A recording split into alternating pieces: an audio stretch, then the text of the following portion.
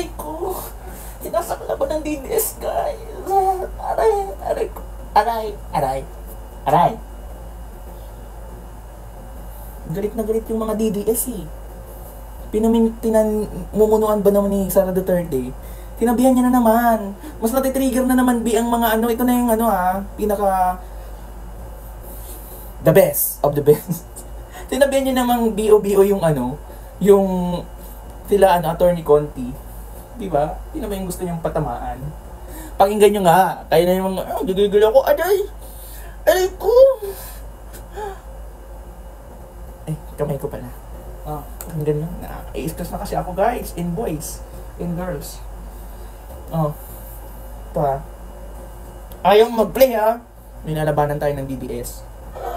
So, really, truly, wala naman kaming magawa sa media, pero nakikita ko talaga sa lahat ng articles, war on drugs, killing thousands, and yet we have 181 pieces of evidence, and we don't even have 50 victims. This is 43 counts of murder, not even 50. So where is the system there of killing thousands? No. Wala pa yun Wala pa palang sistema yun. Sorry. Ano yung abogado nila? Ma'am, last There of Ulitin natin. thousands. No. We don't. No.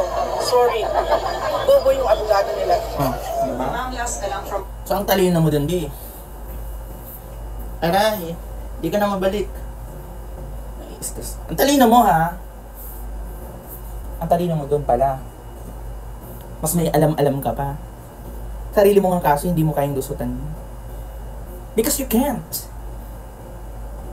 Hindi mo nga kayang mag-think deeper Tapos makasabi kang mga BO-BO sa sa kabilang panig.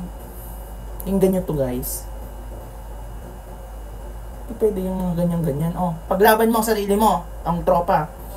Sinasabi si Baby Sara na nasa daw yung 30,000 names. Parang kumaga, pinabalin lang nila yung 181 na pieces of evidence, even if it's just the parang first part or partial. Kasi sabi niya, 181 versus what is being portrayed in the media raw, that Duterte killed thousands to warrant crimes against humanity.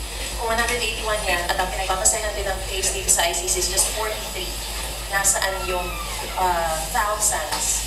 Hindi naman daw crimes against humanity doon. As a matter of fact, sinabi niya na bobo, sorry for the term, bobo ang mga abogado kung sasabihin nila na 181 or 43